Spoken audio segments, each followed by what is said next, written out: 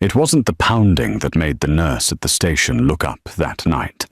Pounding is common in hospital wards, patients needing help, visitors wanting in. No, it was the glass. The wet, rhythmic crack, crack, crack of knuckles splitting against reinforced window pane, each hit louder than the last, like something trying to claw its way into a tomb. That was the sound of Lucia's sanctuary shattering. She was just a waitress, recovering from the beating her father gave her. He was the most untouchable man in the underworld, a man who would set the city ablaze for a debt unpaid. When her father came back to finish what he started, she didn't call security. She called the monster. And the monster, he was already on his way. Just before we start, comment where you are watching from. The morphine had worn off sometime during the night, leaving Lucia alone with the pain. It arrived in layers. First, the dull, grinding throb in her left arm where the bone had snapped. Then the sharper ache radiating from her skull where his ring had split the skin above her eyebrow. She kept her eyes closed, counting the beeps of the heart monitor beside her bed, trying to convince herself that the rhythm meant safety. Hospitals were supposed to be sanctuaries. White walls, locked doors, security guards who asked for ID. She shifted against the thin pillow, and the movement sent lightning up her casted arm. A whimper escaped before she could swallow it back. Pathetic. Even here, alone, she was still afraid of making noise, of drawing attention, of being heard. The silence struck her then. Lucia's eyes opened to the dim glow of the bedside lamp. The only light in the room, besides the pale wash from the parking lot outside. The ward should have been humming with life. The squeak of nurses' shoes on linoleum, the murmur of late-night television from neighboring rooms, the rattle of medication carts. Instead, there was nothing. Just the beep of her monitor and the faint hiss of the heating vent overhead. She turned her head slowly, careful not to trigger another spike of pain. The nurse's station at the end of the hall sat empty, the computer screen casting a blue glow across abandoned clipboards and a half-empty coffee cup. Where were they? It had to be past midnight. But even on night shifts, someone was always there, always watching. The breath fogged the window before she saw him. Condensation bloomed against the glass in rhythmic clouds, each one larger than the last. Lucia's heart seized. The ground-floor room had seemed like a blessing when they'd wheeled her in. Easy access for the doctors, a view of the small courtyard garden instead of the depressing parking garage. Now, staring at that wet fog spreading across the pane, she understood what ground floor really meant. It meant he could reach her. The figure materialized out of the rain-soaked darkness, like something dredged from a nightmare. Alessandro Lombardi pressed his face against the glass, his features distorted by water and the mottled texture of the reinforced window. But she knew him. She would know that face in any light, in any condition. The face that had smiled at her 5th birthday party, the face that had backhanded her across the kitchen 3 nights ago when she'd told him no. She didn't have any more tip money to give him. His mouth moved, forming words she couldn't hear, but could read in the shape of his lips. "Open the door. Let me in, you ungrateful little..." Lucia's working hand clutched the blanket, dragging it up to her chin as if cotton could protect her from him. Her thumb fumbled for the call button, clipped to the bed rail, pressing it once, twice, 3 times. No one came. The hallway remained dark and empty. Alessandro's palm slapped against the glass. Once. The sound was muffled but distinct, like meat hitting a cutting board. He pulled back and did it again, harder this time. The window shuddered in its frame. His eyes, bloodshot, wild, desperate, locked onto hers. She saw the familiar cocktail of rage and panic that meant he was in deep, deeper than usual, the kind of deep that made men do irreversible things. He wasn't just here to threaten her, he was here to collect. The pounding intensified, both fists now hammering against the reinforced glass with the rhythmic determination of someone who had nothing left to lose. Lucia's monitor began to shriek as her heart rate spiked, the beeps accelerating into a single sustained alarm. Still, no one came running. The ward remained a tomb. She watched a thin crack spider from the corner of the window where his signet ring, the one her grandmother gave him, the one he'd never pawned no matter how desperate, struck the same spot over and over. The glass was reinforced, designed to withstand impact, but Alessandro had always been persistent. It was the only quality he'd never lost, even as everything else, his job, his dignity, his family, had crumbled to dust. Lucia's breath came in short, sharp gasps. The pain in her arm was nothing compared to the ice flooding her veins. She was trapped, a bird in a glass cage, watching the cat circle closer. The police wouldn't come in time. The nurses were gone. The door to her room stood open to an empty hallway that suddenly felt miles long. Her right hand slid beneath the pillow, fingers brushing the edge of cold metal. The burner phone, the one the quiet man in the expensive suit had pressed into her palm 2 weeks ago at the diner, after she'd served him his usual espresso and told him she hoped he had a good night, after she'd treated him like he was human. "If you ever need a way out," he'd said, "call this number. Only this number." Outside, Alessandro found something heavy. Through the rain-streaked glass, Lucia saw him lift what looked like a brick from the courtyard's decorative border. He hefted it in both hands, his mouth twisted into something that might have been a smile or a snarl. She pulled out the black phone. Her thumb shook as she pressed the only number saved in its memory. 1 ring. The brick came down on the glass. The crack widened, splitting into a web. 2 rings. Alessandro wound up again, screaming something she still couldn't hear. 3 rings, then a voice, smooth and dark as midnight. "Where are you?" The glass exploded inward as Lucia whispered the address. The crack spread like lightning, frozen in glass, branching out from the impact point in jagged fingers that reached toward the edges of the window frame. Lucia couldn't breathe. Her ribs felt compressed, as if the air itself had turned solid in her lungs. The heart monitor screamed its electronic panic, but the sound felt distant, muffled, like she was drowning and the machine was calling from the surface. Alessandro's face appeared in the gap where the brick had punched through, bits of safety glass clinging to his hair like rain-wet diamonds. His eyes found hers and she saw it, the thing she'd spent 23 years pretending wasn't there. He didn't see her as his daughter. He never had. She was currency, a thing to be spent. "Lucia." His voice carried through the broken window, hoarse and wrong. "Baby, open the door. We can fix this. I just need you to come with me for a few hours. That's all. Just a few hours and everything goes back to normal." Normal. The word tasted like blood in her mouth. Normal was him coming home smelling like cheap whiskey and cheaper desperation. Normal was checking the locks 3 times before bed.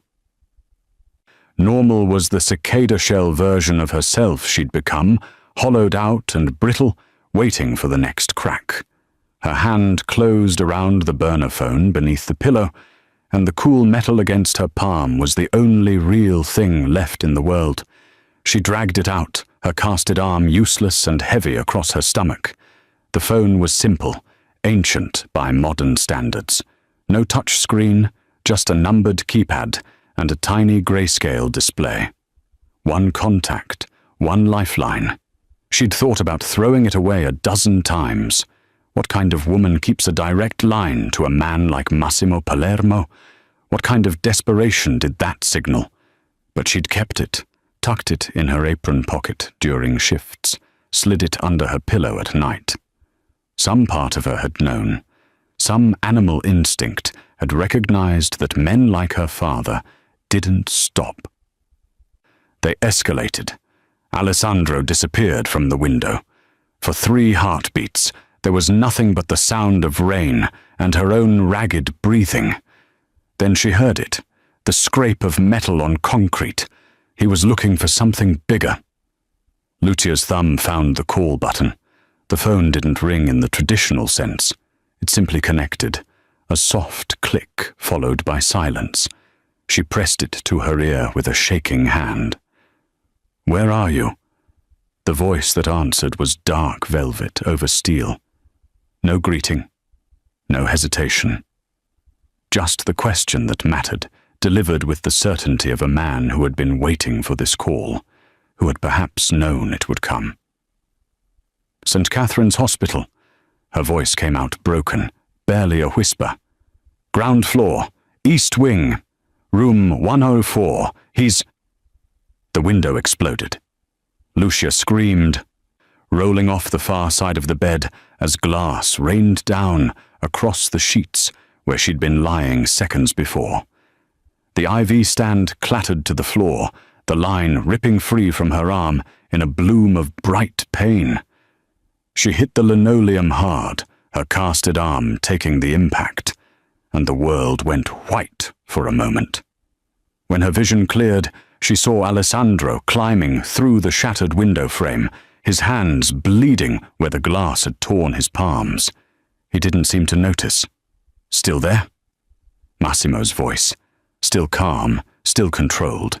She could hear movement on his end, doors opening, voices shouting in rapid Italian. "Yes." She crawled backward, dragging herself toward the bathroom with her good arm. The phone stayed pressed to her ear, slick with sweat. Please, my..." Alessandro's boots crunched on broken glass as he stepped into the room. He'd found a crowbar, black and heavy, the kind used to pry open shipping crates. It hung loose in his right hand, casual, like he was just holding a walking stick. Like this was normal. "Lucia, baby, hang up the phone." His voice had gone soft, the way it used to when she was small, and he'd tuck her in at night before the gambling got bad, before her mother left, before everything turned to ash. "Whoever that is, they can't help you. Nobody can help you but me. You understand? I'm your father. I'm your blood. How long?" Massimo's voice cut through her terror like a blade. She looked at Alessandro, at the crowbar, at the way he was moving toward her with the slow, patient stalking of a hunter who knew his prey was cornered. The bathroom was too far. The hallway was empty. There was nowhere left to run. "Not long," she whispered. Alessandro raised the crowbar. The metal caught the lamplight, gleaming, dull and final. His face had gone blank, empty of everything except necessity. This was the face of a man who'd already made his choice, who'd already decided what she was worth. "Don't move," Massimo said, and the line went dead. Alessandro swung. The crowbar whistled through the air, and Lucia's world narrowed to that arc of metal descending toward her skull.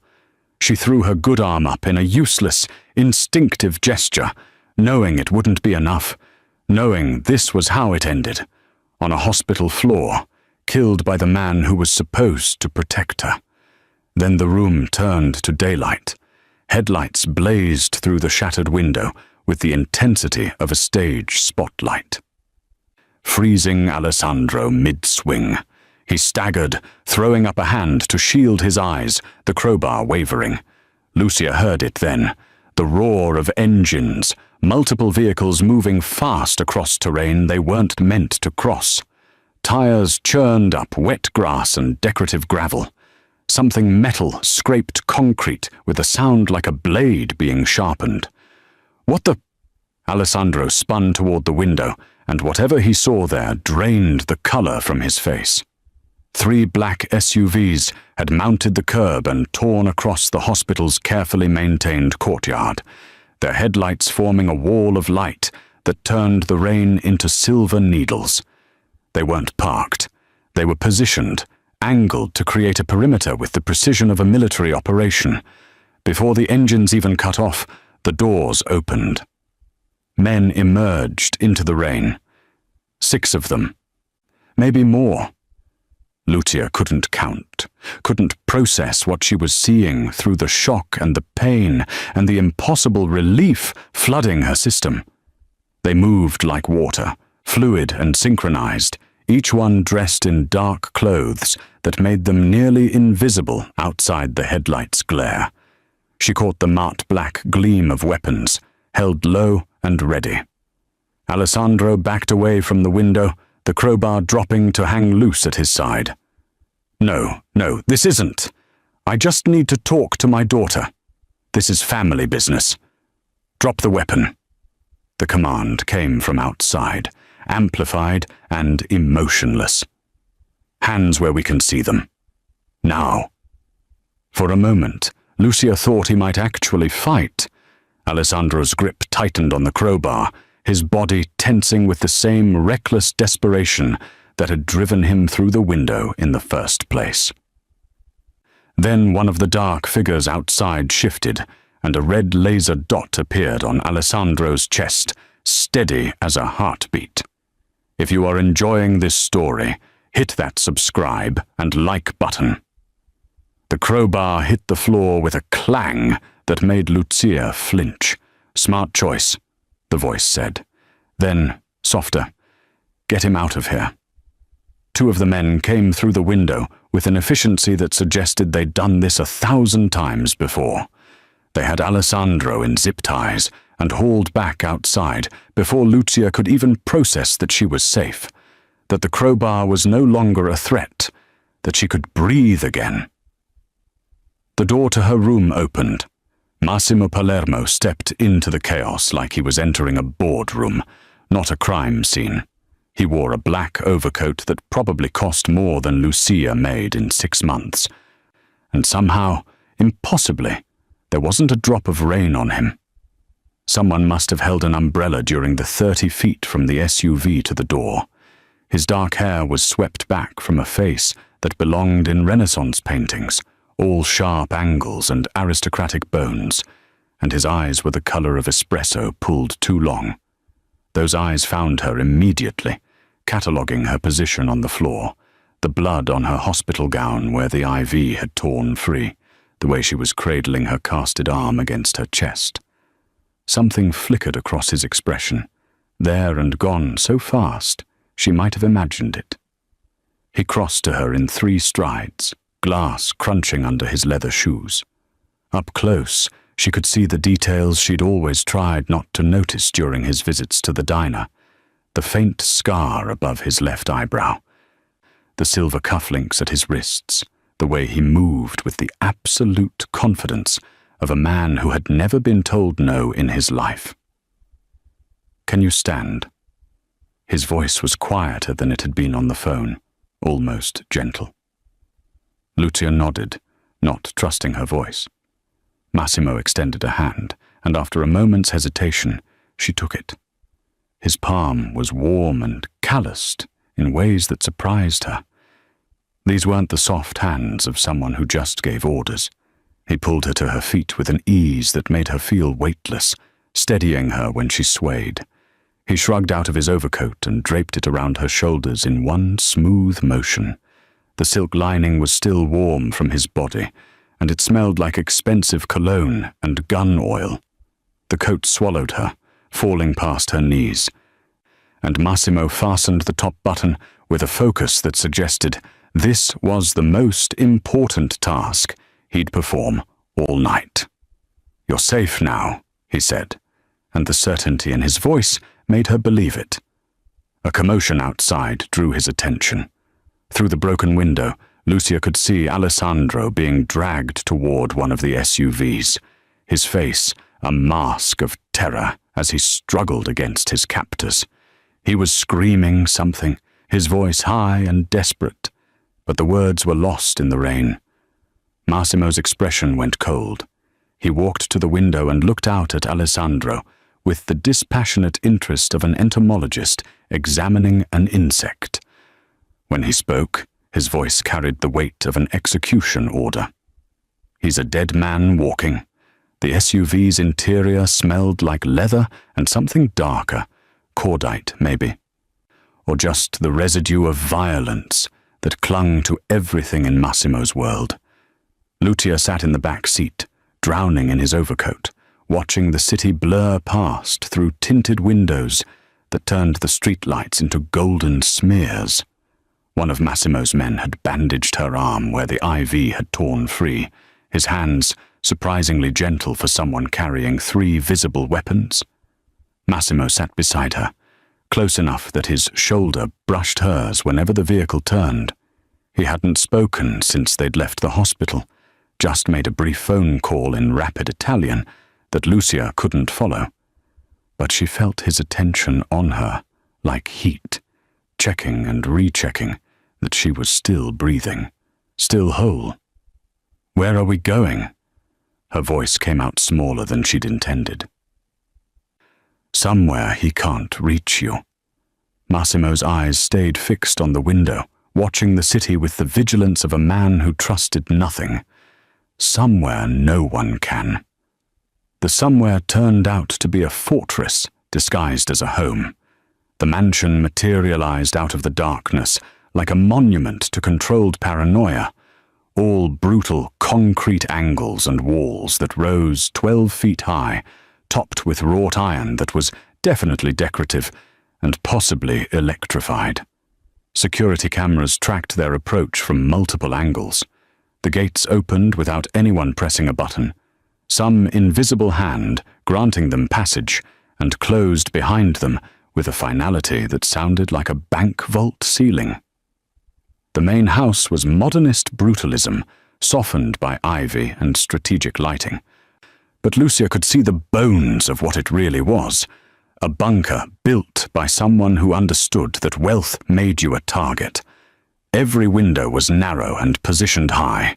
Every approach was covered by sightlines that would give defenders the advantage. It was beautiful the way a military installation was beautiful, functional, imposing, absolutely secure. Inside, the contrast was immediate and disorienting. Marble floors caught the light from chandeliers that probably cost more than her entire apartment building. Original artwork, pieces she recognized from community college art history classes, hung on walls the color of old money. A sweeping staircase curved upward toward a second floor that seemed to go on forever. Lucia had grown up in a 2-bedroom apartment where the heat only worked half the winter. She'd eaten dinners made from whatever was on sale and learned to make $1 stretch until it screamed. This wasn't just wealth. This was generational, dynastic, the kind of money that bent reality to its will. A woman in a crisp white coat waited in what Massimo called the East sitting room, though it was larger than Lucia's entire apartment. The doctor, Dr. Rossi, she introduced herself, had kind eyes behind wire-rimmed glasses and hands that moved with practiced efficiency as she examined Lucia's injuries under the warm glow of a Tiffany lamp. "The cast is holding well," Dr. Rossi said, probing gently at the edges. "No additional damage from the fall. You were lucky." She cleaned and rebandaged the IV site, then turned her attention to the head wound. "This will need fresh stitches. The ones from the hospital pulled loose. It's going to hurt." "It already hurts," Lucia said, and Dr. Rossi smiled. "Then let's not make it worse than necessary." Throughout the examination, Massimo stood by the window, his back to them, but his posture radiating attention. He was listening to every word, tracking every wince and sharp intake of breath. When Dr. Rossi administered a local anesthetic and began working on the stitches, his shoulders tensed, as if he could feel each pull of the needle through Lucia's skin. "She needs rest," Dr. Rossi said when she'd finished, snapping off her gloves. Real rest, not hospital rest. I've left medication for the pain, but she shouldn't need the stronger opioids if she stays still for the next few days. The concussion was mild, but I want to monitor for any changes. I'll be back tomorrow morning." Massimo nodded, finally turning from the window. "Thank you, Maria." The doctor's use of his first name, the familiarity between them, told Lucia this wasn't the first time Dr. Rossi had been called to this house to patch up wounds that couldn't see the inside of a hospital. She gathered her bag and left with a quiet efficiency that suggested she knew the way out. A woman who Lucia assumed was staff, though she moved with the same controlled awareness as Massimo's men, led her upstairs to a bedroom that made her want to laugh at the absurdity of it all. The bed was a 4-poster monstrosity, with linens that probably had a thread count higher than her credit score. French doors opened onto a balcony overlooking gardens she couldn't quite see in the darkness.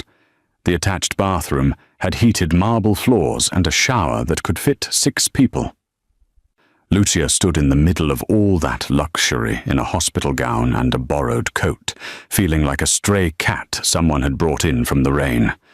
"The staff prepared some clothes for you." Massimo's voice came from the doorway. He'd followed her up but hadn't entered, maintaining a careful distance. "They should fit. If they don't, tell me." She nodded, too overwhelmed to speak. He should have left then. Should have returned to whatever empire-building or war-planning men like him did at this hour. Instead, Massimo stepped into the room and settled into the chair by the window, the same way he'd sat in countless booths at the diner, watching her move between tables. "Sleep," he said quietly. "I'll be here." "You don't have to, I know." His eyes met hers in the low light, and there was something in them she couldn't name. Something that had been there every Tuesday and Friday for 6 months when he'd ordered his espresso and left tips that were larger than her rent. "Sleep, Lucia." So she did, crawling into sheets that felt like clouds, knowing that the most dangerous man in the city was standing guard. And somehow, impossibly, she felt safe. Lucia woke to voices filtering through the floor. Male voices, multiple of them, speaking in the clipped cadence of men delivering bad news. She blinked at the ceiling, disoriented by the unfamiliar crown molding and the quality of light coming through curtains she didn't recognize. Then the previous night rushed back, the hospital, the window. Alessandro's face contorted with desperation. Massimo's coat around her shoulders. She sat up carefully, testing her body's limits. The pain had dulled to a manageable ache. Probably thanks to whatever Dr. Rossi had left her. Someone had placed water and pills on the nightstand while she slept, along with a note in elegant script. "Take these. MM."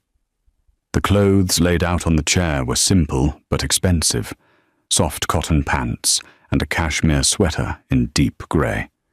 They fit perfectly, which should have been comforting, but instead sent a small shiver down her spine. How much did Massimo know about her? How long had he been paying attention? The voices grew clearer as she approached the door. Not shouting, but intense. The kind of conversation where men chose their words carefully because lives hung in the balance. She shouldn't go down there. Whatever was being discussed in the depths of this fortress wasn't meant for her ears. She went anyway. The hallway led to a gallery overlooking what must have been a study or library. Lucia stayed in the shadows at the top of the stairs, hidden behind an ornamental column, and looked down at the gathering below. 5 men sat around a table that looked like it had been carved from a single piece of black walnut. Massimo occupied the head, his posture relaxed but his eyes sharp. The others were older, harder, men who wore expensive suits over bodies that remembered violence. Capos, she realized, the officers of his organization. "Say it again." Massimo's voice was soft, but it cut through the room like a blade. Slowly. The man to his right, silver-haired, with a scar that ran from his temple to his jaw, cleared his throat. Alessandro Lombardi owes the Scarpettas $97,000, gambling debts accumulated over 8 months. They've been patient, but Dominic Scarpetta called in the marker 2 weeks ago. And when Lombardi couldn't pay, he offered alternative compensation. The scarred man slid a piece of paper across the table.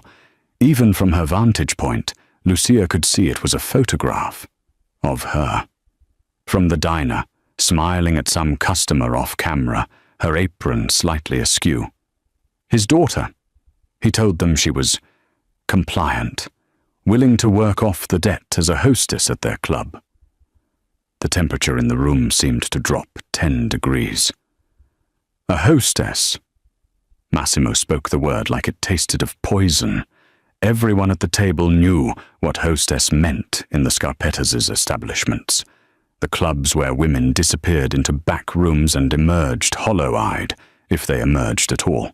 He promised them she was clean, young, and desperate enough not to run.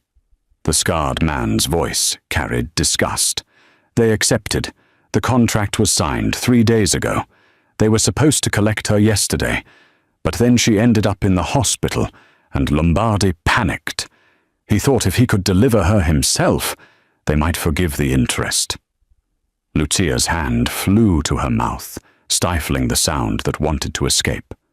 Her father hadn't just tried to hurt her. He'd sold her, bartered her body to clear his debts like she was a used car he no longer needed. Another man spoke up, younger, with the lean build of someone who did his own dirty work. The Scarpettas know she's here, boss. They have eyes at the hospital. Security footage shows our extraction. They're calling it theft of property. Property. Massimo's fingers drummed once against the table. A tell Lucia had learned meant he was 3 seconds from controlled violence. Lucia Lombardi is not property.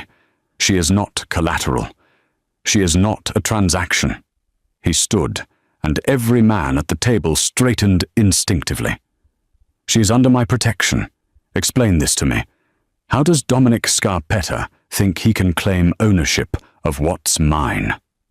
The silence that followed was absolute. The scarred man ventured carefully. Boss, the Scarpettas will see this as an act of war. They have the contract. Legally speaking, Massimo interrupted, his voice dropping to a register that made the hair on Lucia's arms stand up. I don't recognize contracts written in a woman's blood by her own father. Marco, what's our current relationship with the Scarpetta family? Neutral. We have territory agreements in place.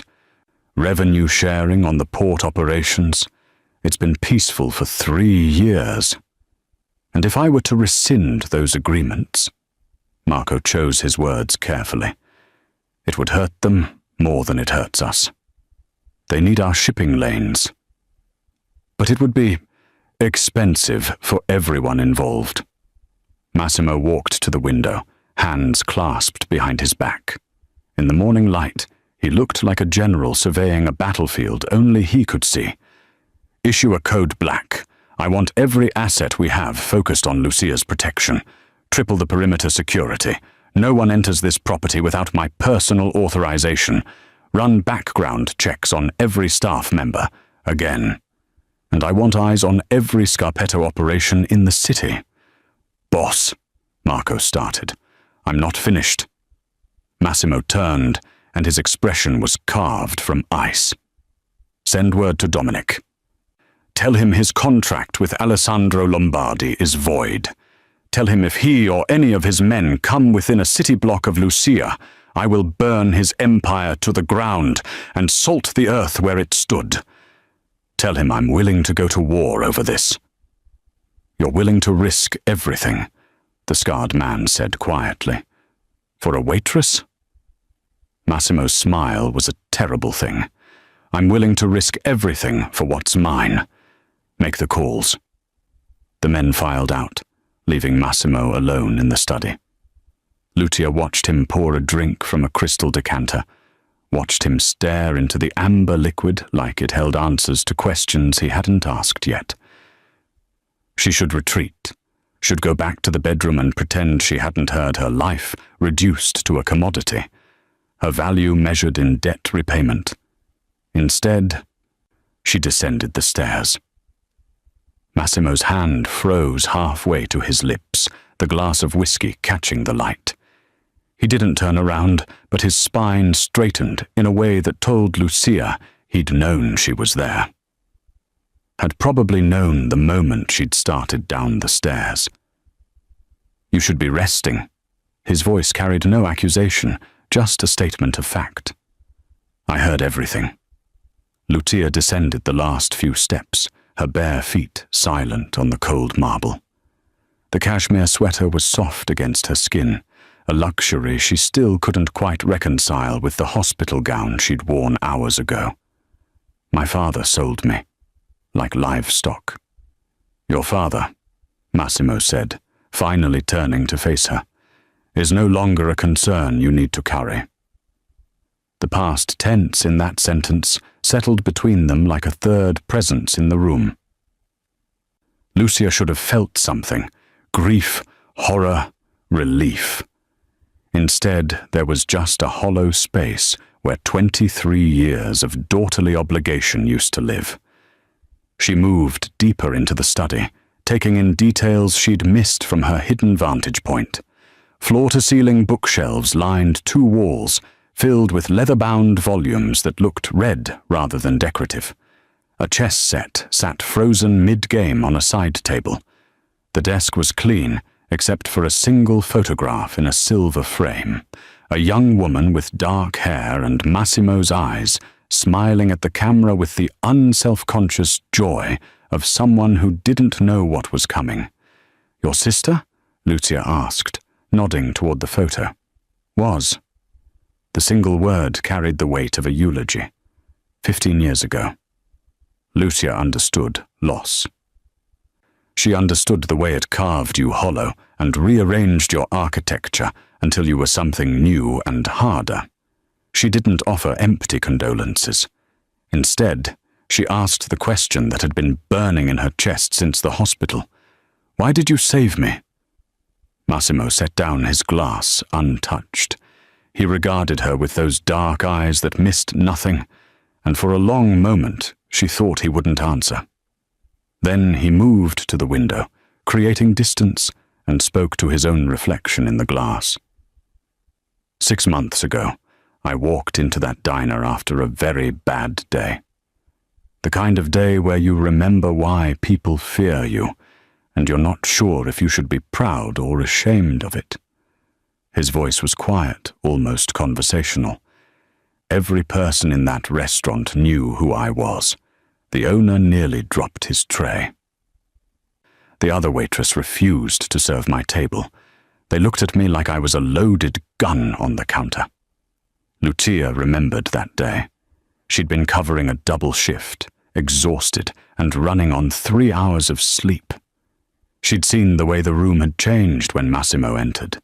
The sudden silence, the careful not looking that was more obvious than staring. "You brought me espresso," Massimo continued, "and you asked if I wanted anything else. Not because you were too naive to know who I was, but because you decided it didn't matter. You smiled, actually smiled, and told me you hoped I'd have a good evening. Like I was just another customer. Just a man who needed coffee." "You are just a man," Lucia said. He turned then, and the look on his face was something raw and unguarded. "No one has treated me like that in 15 years. Not since—" He gestured toward the photograph. "Everyone wants something. Power, protection, money. Or they're afraid and pretending not to be. But you just brought me coffee, and meant it when you said, 'Have a nice night.'" Lucia took a step closer, closing the distance he'd created. "So you've been watching me for 6 months because I was nice to you?" "I've been watching you," Massimo said, his voice dropping to something that might have been confession. "Because in a world where everyone sees a monster, you saw a man who looked tired." And I couldn't stop wondering what kind of person still has that much kindness left after whatever put those shadows in your eyes. The air between them felt charged, heavy with things neither of them knew how to say. Lucia opened her mouth to respond, to tell him she wasn't kind. She was just too exhausted to be afraid anymore when the world exploded into sound. Alarms shrieked through the mansion with an intensity that made her clap her hands over her ears. Red emergency lights strobed in the hallway beyond the study.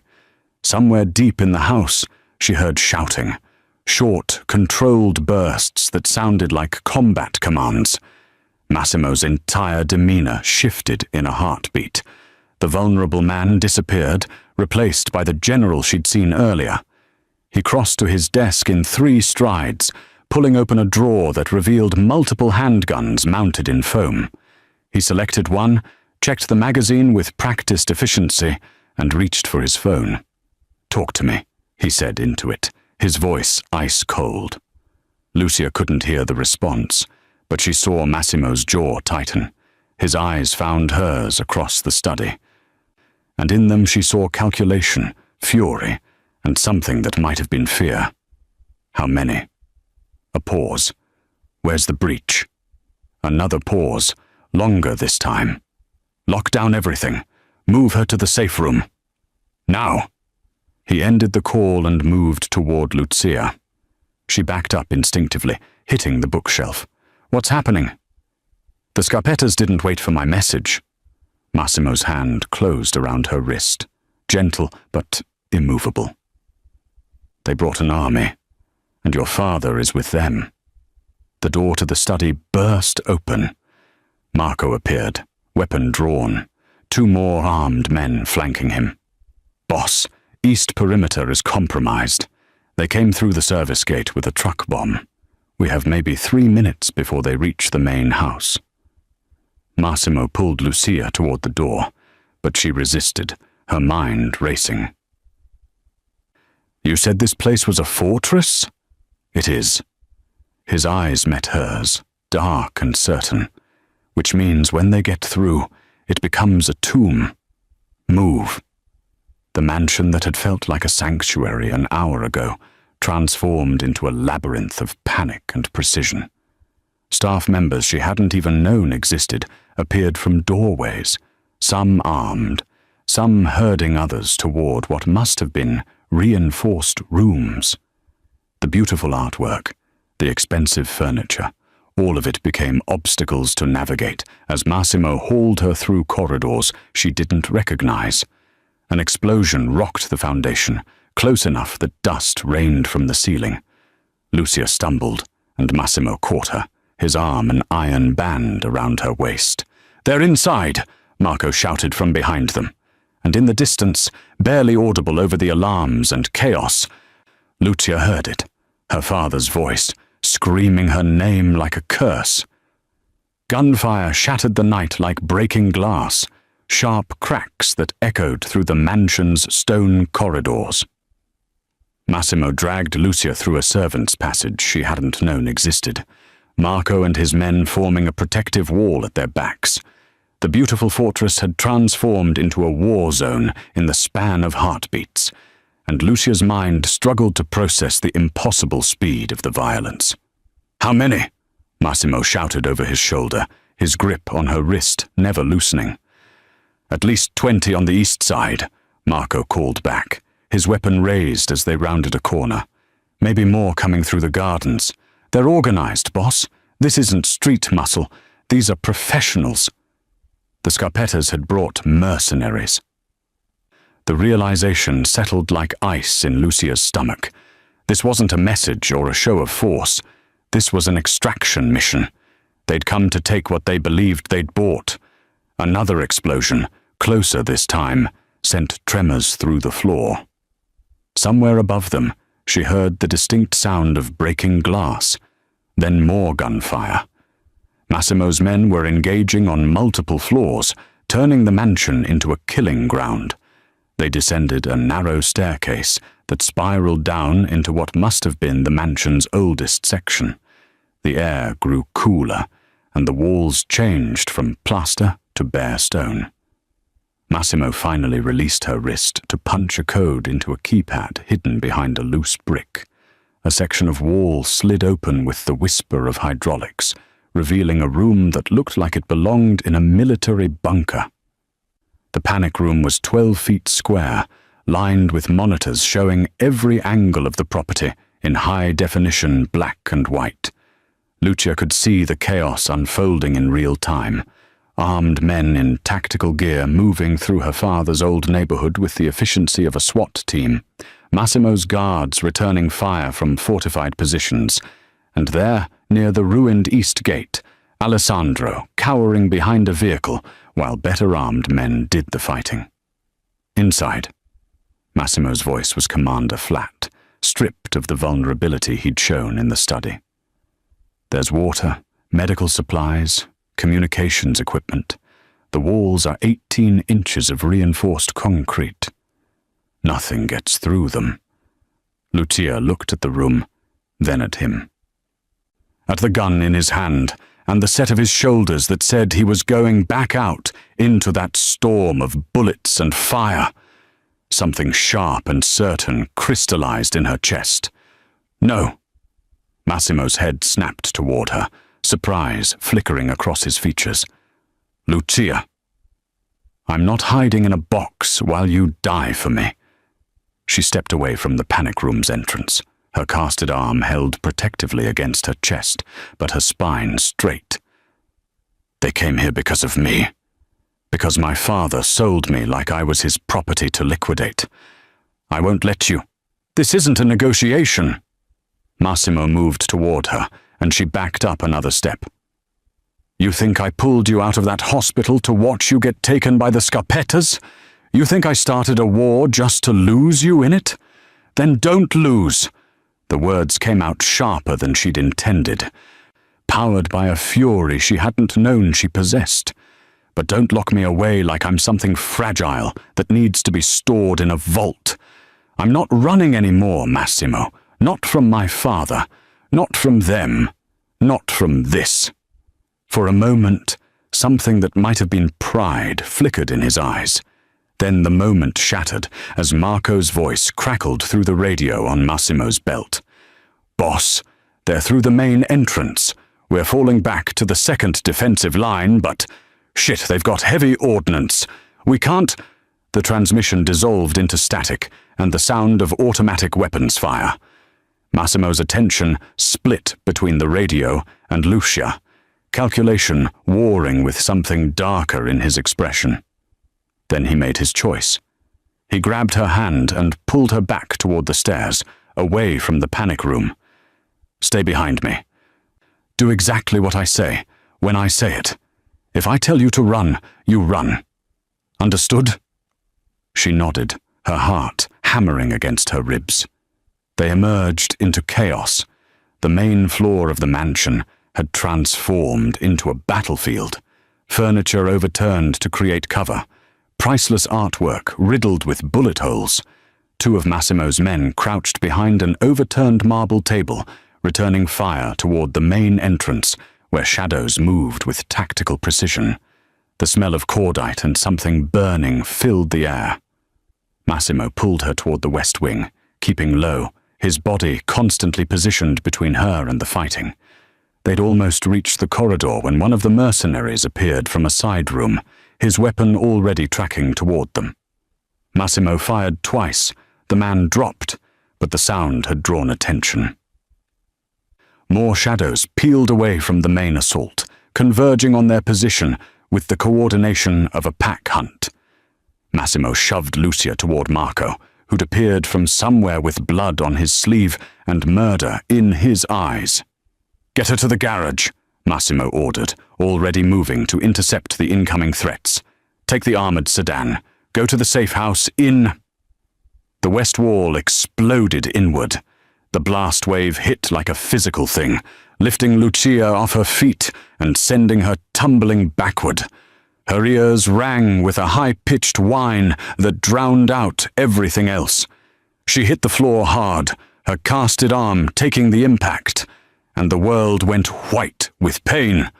When her vision cleared, she was on the far side of a growing fire, separated from Massimo by flames and falling debris. She saw him through the smoke, saw him turn toward where she'd been standing, saw the exact moment he realized they'd been separated. "Lucia!" His voice barely carried over the ringing in her ears. She tried to answer, but smoke filled her lungs. Men in tactical gear were pouring through the breach in the wall. Too many of them, moving too fast. Marco was down, not moving. Massimo's remaining men formed up around their boss, but they were outnumbered 3-1. Then hands grabbed her from behind, rough and efficient. She tried to fight, but her body wouldn't cooperate, still stunned from the blast. She was lifted, carried toward the breach, and through the smoke and flames, she saw Massimo fighting like a man possessed, trying to reach her.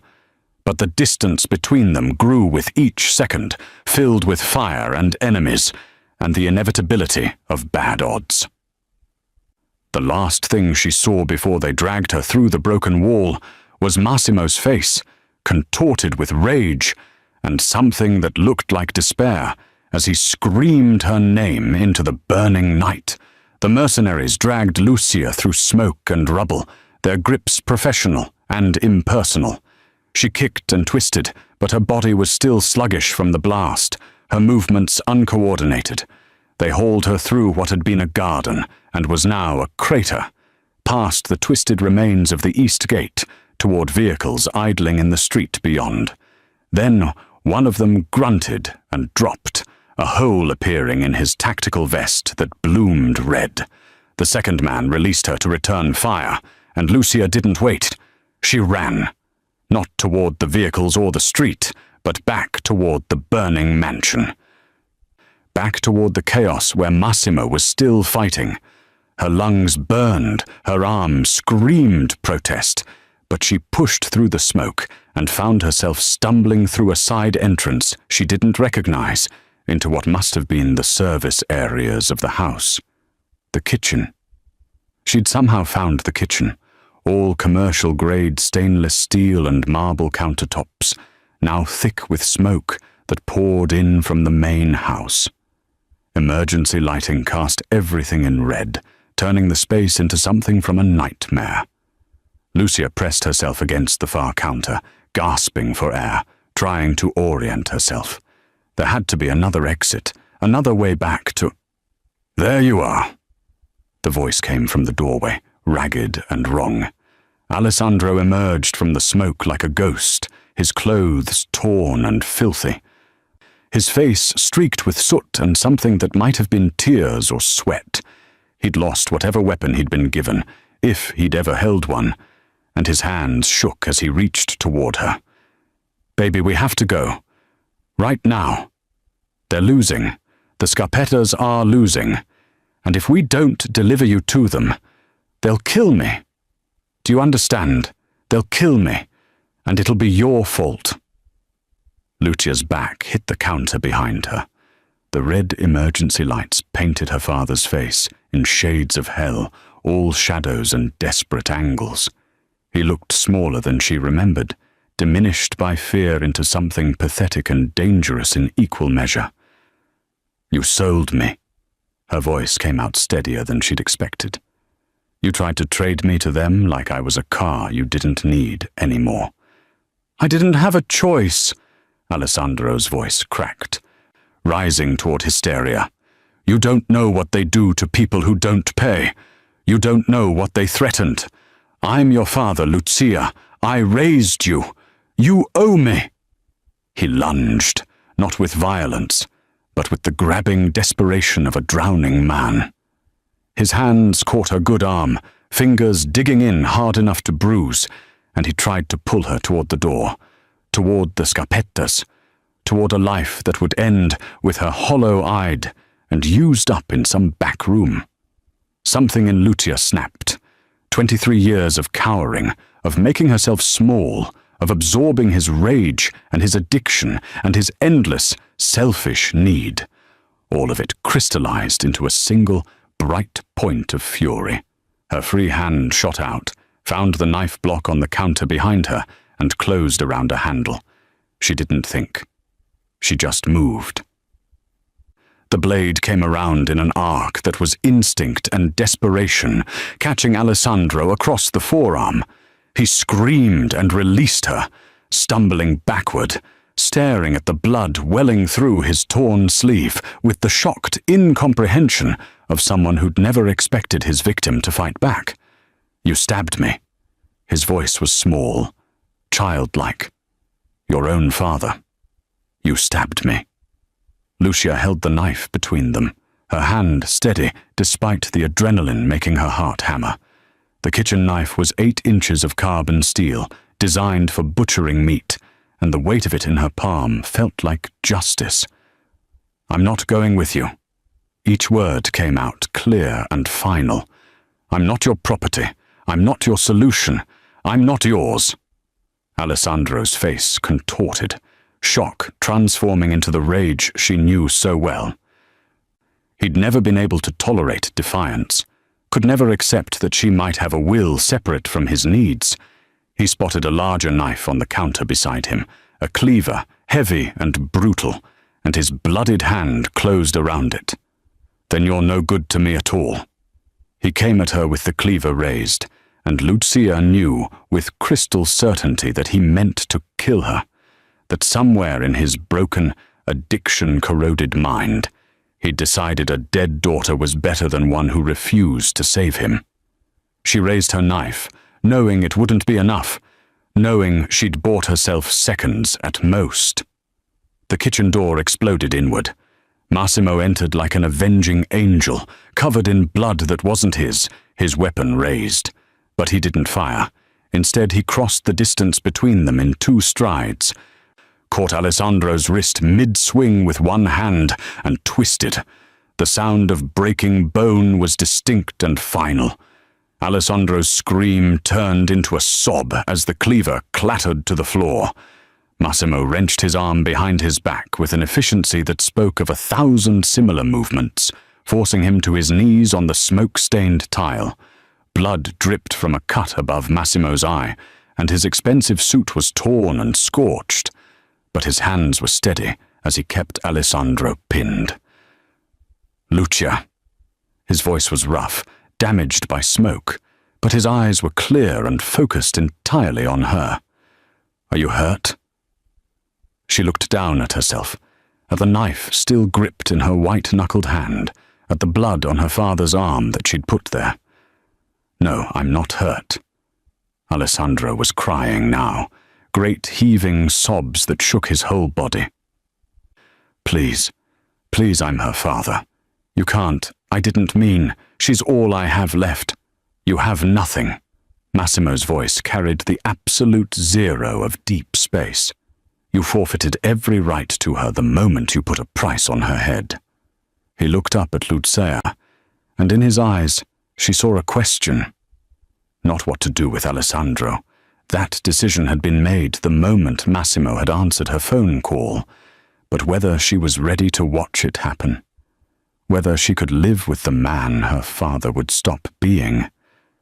Lucia thought of the hospital window, the crowbar, the contract signed in her name without her consent. 23 years of being afraid in her own home. She thought of the girl she'd been that morning, and the woman she'd become in the space of a single night. She met Massimo's eyes and gave a single, small nod. Alessandro saw it. Understood it. "Lucia, no. Baby, please.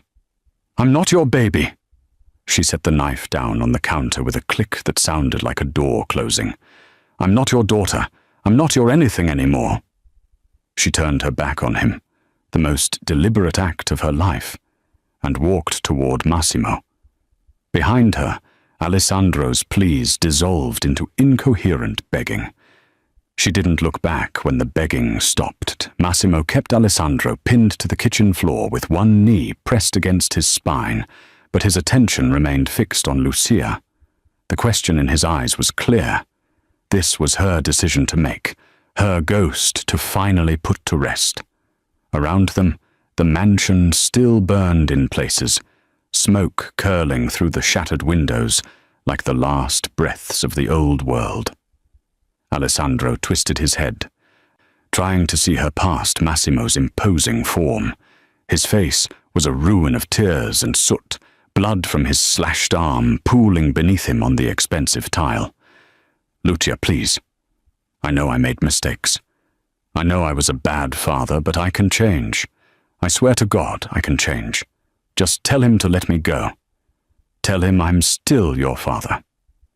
The word father hung in the air like a curse. Lucia looked at him, really looked at him for perhaps the first time in years.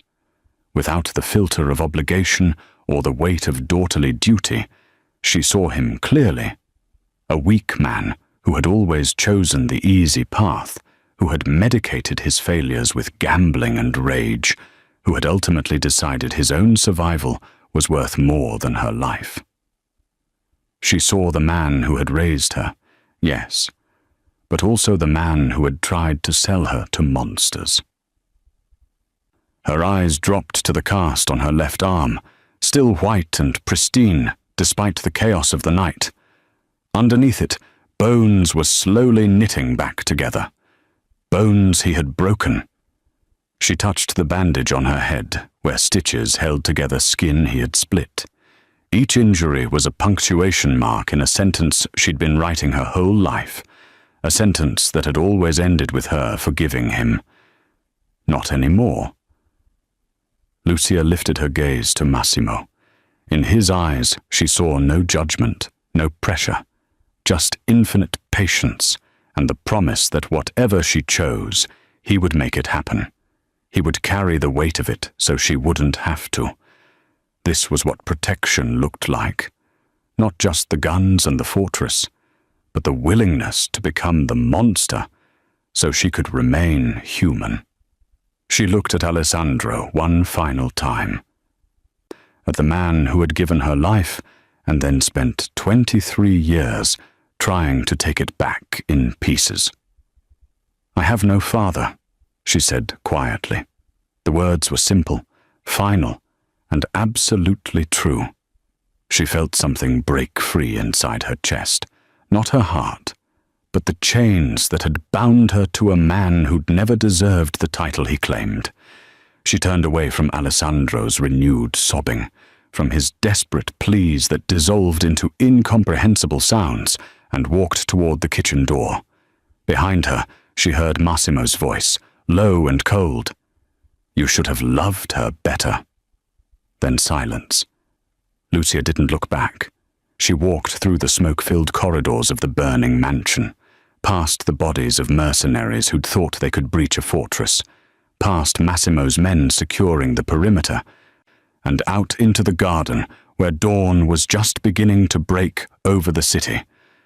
The sky was the color of a healing bruise, purple and pink and gold. She heard Massimo's footsteps behind her moments later, steady and unhurried. When he reached her side, he said nothing. Just stood there in the growing light, a man who had just ended a life and felt no need to explain or justify. His hand found hers, warm and solid, and she held on like it was the only real thing left in the world. "It's over," he said finally. Lucia nodded. It was over. All of it. The fear, the cowering, the girl who'd believed she deserved the violence dealt to her. That girl had died somewhere between the hospital window and this garden. Someone new stood in her place. "What happens now?" she asked. Massimo's thumb traced circles on the back of her hand. A gesture so gentle it seemed impossible from a man who'd just orchestrated a war. "Now we rebuild. The Scarpettas will understand that you're untouchable. The city will know you're under my protection. And you, He turned to face her fully. You decide who you want to become. 3 months later, the restaurant's private dining room gleamed with old-world elegance. Crystal chandeliers, silk wallpaper, and a table that could seat 20, but tonight held only 12. Lucia sat at Massimo's right hand, dressed in a charcoal dress that probably cost more than her old apartment's yearly rent. Her hair swept up to reveal diamond earrings that caught the light with every movement. Her cast was gone. The scar above her eyebrow had faded to a thin white line that she'd decided not to hide. Let them see it. Let them see she was someone who'd survived. Around the table sat Massimo's capos, the men who ran his empire, and their wives, women who'd initially regarded Lucia with skepticism, but had slowly come to accept her presence at the table. She was no longer the waitress who'd poured their coffee. She was the woman who'd stood in a burning kitchen and made the choice that ended a war. She was Massimo's wife. The wedding had been small, private, nothing like the society spectacles his world usually demanded. Just them, a judge, and Marco as witness. The ring on her finger was a simple platinum band that somehow meant more than any diamond. It meant she'd chosen this, chosen him, chosen a life where she would never be helpless again. "Salute," Massimo said, raising his wine glass. The table echoed the toast, and Lucia lifted her own glass, meeting her husband's eyes across the rim. In them, she saw the man who'd answered her call on the first ring, who'd brought an army to save her, who'd given her the power to decide her father's fate. But more than that, she saw the man who'd treated her like she was worth saving. Later, when the dinner ended and the guests departed, Massimo led her to the balcony overlooking the rebuilt gardens. The mansion had been restored, stronger than before, with new security measures and reinforced walls. Like her, it had survived its trial by fire and emerged transformed. "Any regrets?" Massimo asked, his arm around her waist. Lucia thought of the girl in the diner, exhausted and afraid, who'd given kindness to a stranger because it was the only thing she had left to give. She thought of the phone call, the shattered window, the knife in her hand.